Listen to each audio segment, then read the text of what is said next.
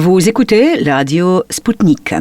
Samedi, le 13 décembre, le Congrès américain a approuvé définitivement le projet de loi permettant à l'administration des États-Unis d'adopter le paquet suivant des sanctions contre la Russie et en même temps l'acte du soutien de la liberté en Ukraine, sous-entendant l'élargissement de l'aide militaire des États-Unis à ce pays.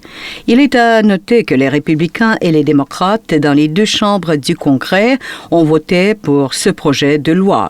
Et en plus, selon la procédure simplifiée, sans vote par appel nominal et presque sans discussion. Maintenant, le président Barack Obama devra soit infliger au projet de loi son veto, soit y mettre sa signature. La pratique américaine de la création des lois montre qu'il est plus difficile de rejeter la loi signée par le président que de l'annuler. Ce document est inacceptable et révoltant. Il montre que ses auteurs n'ont aucune idée de ce qui se passe dans le monde, a déclaré Sergei Repkov, le vice-ministre russe des Affaires étrangères, au sujet de son adoption par le Congrès. Une stratégie de ce genre, adoptée sous le prétexte de l'aide à l'Ukraine, où mènera-t-elle le monde?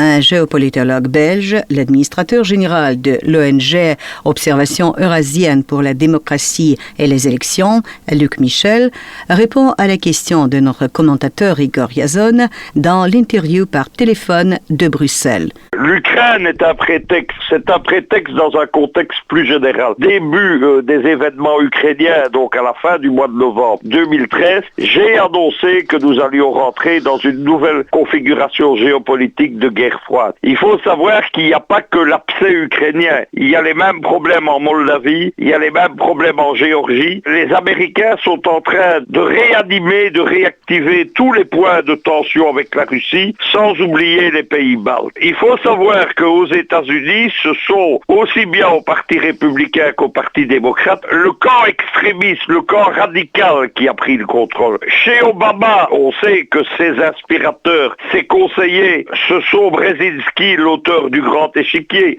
Il faut rappeler que son projet, c'est de démanteler la Fédération de Russie et de démanteler l'État chinois. Et le deuxième conseiller d'Obama, c'est le sinistre George Soros, le financier des révolutions de couleur, mais aussi un des plus grands spéculateurs des dernières 25 années. Côté républicain, ce n'est pas mieux, puisque qui domine maintenant le camp républicain? On a vu revenir sur le devant de la scène les néoconservateurs, et il y a à l'intérieur du Parti républicain, on a toute une série de personnalités, dont la plus emblématique, c'est John McCain, qui est derrière tout ce lobby anti-russe, le sénateur Lieberman, mais aussi le vice-président Joe Biden, qui a toujours été un des animateurs du lobby anti-russe. Donc, l'Ukraine sort de prétexte d'une volonté de relancer la guerre froide avec ses caractéristiques, c'est-à-dire le containment, non plus de l'Union soviétique, mais de la Russie, le blocus, l'isolement. Deuxièmement, la course aux armements. C'est ça surtout que le lobby militaire et industriel cherche, parce qu'ils ont besoin de commandes et d'argent. Et alors, la troisième chose, on va voir l'apparition de ce qu'on appelait au cours de la guerre froide des points chauds, c'est-à-dire des pays ou des régions où, soit directement, soit par leurs alliés locaux respectifs, vont s'affronter la Russie, les États-Unis, sans oublier la Chine. La Chine, actuellement, à Hong Kong, fait face, ça se termine apparemment, mais pour combien de temps, fait face à une révolution de couleur qu'on a appelée la révolution des parapluies. Et là aussi, donc c'est le mouvement Occupy Hong Kong, c'est à nouveau George Soros qui est derrière, évidemment. Donc on est dans cette configuration. Au niveau du bloc atlantiste, au niveau de l'OTAN, les Européens suivent Washington quasi aveuglément. L'OTAN a été faite pour ça, elle a été faite pour que les armées et les diplomaties des pays de l'OTAN soient entraînées à soutenir la politique américaine. Mais le bloc atlantiste, il est animé, ce sont des contradictions internes. C'est-à-dire que les pays d'Europe occidentale sont à la fois le meilleur allié, mais allié au sens de vassal des États-Unis, mais en même temps, l'Union européenne est depuis le début des années 80 le principal rival économique des États-Unis. Il y a une guerre commerciale USA-Union européenne qui existe maintenant depuis 35 ans, et à ça s'est ajoutée une guerre financière et monétaire entre le dollar et l'euro. il faut quand même savoir que l'euro apparaît dans beaucoup de pays, apparaissait en tout cas, jusque les événements d'Ukraine. L'euro apparaissait comme une alternative au dollar. Des gens comme Kadhafi, des gens comme Saddam Hussein prônaient l'utilisation de l'euro dans les ventes de produits pétroliers et des produits du gaz, c'est-à-dire pour éliminer le dollar de ces marchés. Donc on est dans une contradiction interne. Cela explique évidemment que au même moment où les Américains élèvent une volonté de concentration, des sanctions dont il faut parler, parce que ce sont des sanctions maintenant dont les Américains entendent appliquer dans des pays tiers. Ils entendent notamment poursuivre des entreprises, des individus, des banquiers qui, dans un pays autre que les États-Unis, commerceraient avec la Russie. Les Américains entendent déjà appliquer leurs lois aux autres. Donc il y a ces volontés de sanctions et évidemment au sein de l'Union européenne, on va suivre dans un certain nombre de pays ces sanctions, mais d'autres éléments, c'est-à-dire les milieux d'affaires, les milieux industriels, les milieux financiers et certains politiciens, notamment en France et en Allemagne, sont effrayés de ce qui se passe parce que ils connaissent cette guerre économique Europe-USA et ils savent aussi que la Russie est le principal partenaire commercial de l'Union européenne et inversement. Tous les milieux industriels et financiers de l'Union européenne savent que la Russie entendu le bloc eurasiatique qui est en train de se créer, et le bloc de l'Union européenne sont des blocs qui sont économiquement complémentaires. L'Union européenne a ce que la Russie n'a pas. Le bloc eurasiatique de la Russie a notamment les matières premières que l'Union européenne n'a pas. Donc ces gens essayent un peu de calmer maladroitement les choses et on arrive, Igor, à ce que vous appelez fort justement la schizophrénie occidentale, c'est-à-dire que le même jour, au même moment, Madame Merkel parle de s'entendre avec la Russie et à Washington on vote des sanctions extraordinairement lourdes. Depuis l'extension, l'agrandissement de l'Union européenne aux pays de l'Est, les pays baltes, la Pologne, la Roumanie, il y a un bloc de pays anti-russes qui existe au sein de l'Union européenne et qui est très puissant. Ces pays, évidemment, vont pousser aux sanctions. Il faut comprendre quelque chose, Igor. C'est-à-dire que les Américains jouent habilement sur le futur. Il y a des plans géopolitiques américains pour les 100 prochaines années. L'horizon des Américains, c'est dans 20 ans, dans 30 ans, dans 50 ans. Le but des Américains, c'est de faire émerger au sein de l'Union européenne et puis de casser l'Union européenne à partir d'un très grand bloc constitué des pays baltes et de la Pologne et de la Roumanie. C'est un projet géopolitique que, par exemple, le patron de Stratfor, George Friedman, expose dans ses livres. Pourquoi la Pologne? Parce que la Pologne est le plus grand des pays d'Europe de l'Est et parce qu'elle a un passé géopolitique. Vous savez qu'il a existé entre le 15e et le 17e siècle un très grand État de Pologne-Lituanie, précisément, qui est descendu quasiment jusque la mer Noire et qui a, à un moment donné, occupé Moscou. C'est encore votre jour de fête nationale. C'est la libération de Moscou en 1612 des Polonais. Et donc, on a fait miroiter aux Polonais tout ce passé géopolitique. Lorsqu'ils lisent évidemment les projets américains, ils sont flattés, puisque les Américains veulent faire de ce bloc une grande Pologne. Et alors, deuxièmement, il y a des souvenirs historiques qui sont mal digérés en Pologne ou en Roumanie. C'était la grande Pologne de 1919, vous le savez, qui occupait notamment Vilnius en Lituanie, qui occupait une partie de l'Ukraine. Les Polonais, certains Polonais ont une nostalgie de tout cela, et en Roumanie, il y a la nostalgie de la grande Roumanie, et les Américains, les milieux atlantistes, font miroiter aux Roumains qu'ils vont pouvoir reprendre un morceau de la Hongrie, qu'ils vont pouvoir réannexer la Bessarabie, reprendre la Transnistrie. Il y a des politiciens roumains qui évoquent la réannexion d'Odessa comme ville roumaine. Il faut savoir qu'en 1941, la Roumanie fasciste d'Antonescu est l'allié des nazis. Il participe à l'opération Barbarossa et Hitler fait cadeau d'un grand morceau de l'Ukraine avec l'actuelle Transnistrie et avec Odessa, qui devient la préfecture d'une province roumaine.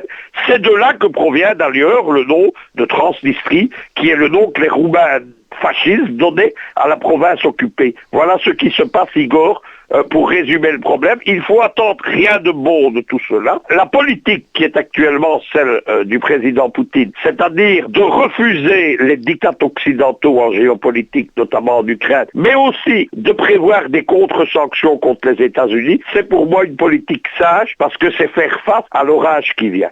Tout récemment, le président Poutine a visité l'Inde et maintenant c'est l'Inde qui est devenue la cible d'ambitions américaines. Mais Igor, il est bien certain que derrière toute cette volonté de confrontation, il y a également des enjeux économiques. La Russie est devenue le porte-parole politique des BRICS et les Américains, sans tout un pan de l'économie mondiale leur échapper. Il faut savoir que la Russie également entend maintenant revenir en Afrique. L'Afrique attend la Russie. Donc les Américains ne veulent pas évidemment lâcher tout ça d'un coup. Et donc ça explique toutes ces sanctions. Ces sanctions vont frapper l'Inde. La seule chose qui n'ose pas encore attaquer, c'est la Chine pour le moment, mais la Chine est dans le collimateur. Maintenant, il faut savoir que cette confrontation, elle n'est pas limitée à l'Ukraine. Elle est en train de se transporter également au Proche-Orient, c'est-à-dire que la Russie est de plus en plus présente aux côtés de ce qu'on appelle l'axe de la résistance, c'est-à-dire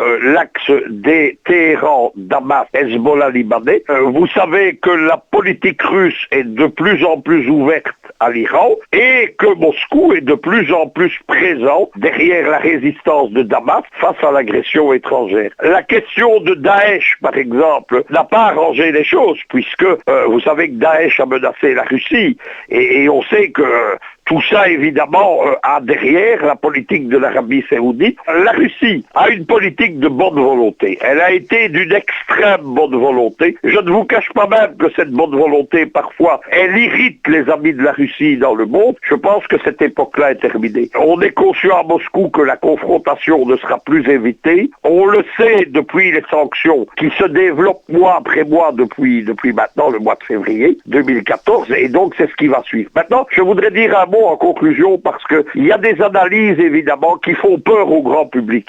On parle d'un pas vers la Troisième Guerre mondiale, etc. Ce n'est pas de ça qu'il s'agit. Ici, c'est une volonté de relancer l'équivalent de ce qui était la guerre froide entre 1945 et 1989 entre les États-Unis et la Russie. Il n'est pas question d'une guerre chaude. Dans les livres des géopoliticiens américains, il y a une Troisième Guerre mondiale qui est ouvertement envisagée. Ils l'envisagent entre 2050 et 2070, donc nous ne la ferons plus, Igor. Le public ne doit pas s'inquiéter. Et ils envisagent cette guerre mondiale, non plus entre les États-Unis et la Russie ou la Chine, parce que pour eux, la Russie va disparaître entre 2020 et 2030 comme grand État, et la Chine va disparaître entre 2030 et 2040. Et la guerre mondiale qu'ils envisagent, parce que tout ça, ce sont des plans avec des scénarios extrêmement bien charpentés, eh bien, elle est entre les successeurs de la Chine, qui pour eux seront de nouveau le Japon, et le successeur de la Russie, qui seront à la fois la Turquie et la Pologne. On est là-dedans dans des rêves géopolitiques fous. Moi, quand je vois la géopolitique américaine, vous savez, moi je lis tout le monde. Je lis les géopoliticiens américains, je lis les géopoliticiens turcs, il y en a, je lis les géopoliticiens japonais, il y en a. On est dans une géopolitique de fous, comme l'était la géopolitique du Troisième Reich. Lorsque vous lisez Mein Kampf d'Adolf Hitler, eh bien, vous avez un rêve fou d'un homme qui croit qu'à partir d'un État qui n'est quand même pas si grand, qui était la Grande Allemagne à l'époque, il va remodeler le monde, dominer la planète entière. Eh bien, quand je lis les ouvrages, notamment ceux de George Friedman, j'ai l'impression de voir la même chose. On écrit en 10 pages la destruction d'un État comme la Russie, d'un État comme la Chine. On joue avec les peuples, on joue avec les individus et on joue avec les alliés. Et je voudrais dire un dernier mot, Igor, parce qu'il faut comprendre le cynisme américain. Les gens qui en Roumanie, par exemple, sont en train de rêver, ou en Pologne, de leur rêve de grandeur géopolitique, il faut savoir que dans le livre de George Friedman, on prévoit que le point central de la Troisième Guerre mondiale se fera sur la Roumanie et le sud-est de la Pologne, et on prévoit des États détruits par des frappes atomiques. C'est ça être les alliés des États-Unis. C'était un pion rejetable, destructible à volonté. La chance que le monde a, c'est d'avoir des gens comme les leaders russes ou chinois qui gardent leur sang-froid face à toute cette folie. Ils sont repartis pour un siècle, Igor. C'est-à-dire qu'à ce moment-là, ils vont passer au 22e siècle américain. Et alors, tous les concurrents auront été détruits. Voilà, c'est un rêve de fou. On n'a pas le temps de tout parler, Igor. Il faudrait 1 heure d'émission. Mais il y a une idéologie américaine qui repose sur l'idée qu'ils ont que Dieu leur a donné la mission de gouverner le monde. C'est ce qu'ils appellent la Manifest Destiny. C'est la même chose que les Juifs qui pensent que les Juifs sont destinés à être la race élue de Dieu, qu'il faut faire le grand Israël, etc. C'est la même folie. C'est une folie messianique et tous les hommes d'État, tous les politiciens américains sont imprégnés de cette idéologie. C'est de la folie. Ils prévoient une grande Pologne jusqu'à Moscou. De la Russie, il restera 3 ou 4 petits États sur l'Oural, 2 États en Sibérie. C'est ce que les nazis voulaient faire en 1941. Et alors, le 3e grand État qui réémerge, c'est un grand Japon sur les ruines de la Chine et qui s'empare de tout l'extrême-orient russe. Ça, c'est le rêve américain. Et alors, le coup final, si tu veux, Igor, c'est-à-dire que la 3e guerre mondiale se fait entre les États-Unis alliés à la Pologne contre la Turquie et le Japon. Il faut arrêter quand même. De la 3e guerre mondiale doit émerger, non pas comme en 1945, 3 ou 4 grandes puissances, mais une seule superpuissance américaine. Dans leur idée, elle est assez simple. Ils pensent qu'à ce moment-là, ils vont dominer le monde pour 2-3 siècles. C'est une mauvaise lecture de l'histoire européenne, parce que tout ça, ce sont des lectures de la guerre de 30 ans en Allemagne, etc. C'est une mauvaise lecture, et ils oublient qu'on est maintenant, on est à l'ère du nucléaire, on est à l'ère de la guerre dans l'espace, donc que tous ces rêves qui marchaient au Moyen-Âge ne marchent plus maintenant, quoi. C'est ça. Mais c'est une vision de fou. Moi, je lis ça. La lecture de Stratford, pour moi, c'est une obligation quotidienne. Il publie beaucoup, je suis abonné. Mais c'est une vision de fou. Et Stratford, ce sont les plus modérés. Faut savoir ça, Igor. Il y a des gens plus fous que ça. Les néoconservateurs, par exemple, que tu vas revoir surgir avec la présidentielle l'année prochaine aux États-Unis. On peut écouter l'interview de Luc Michel également sur notre site internet www.french.ruvr.ru.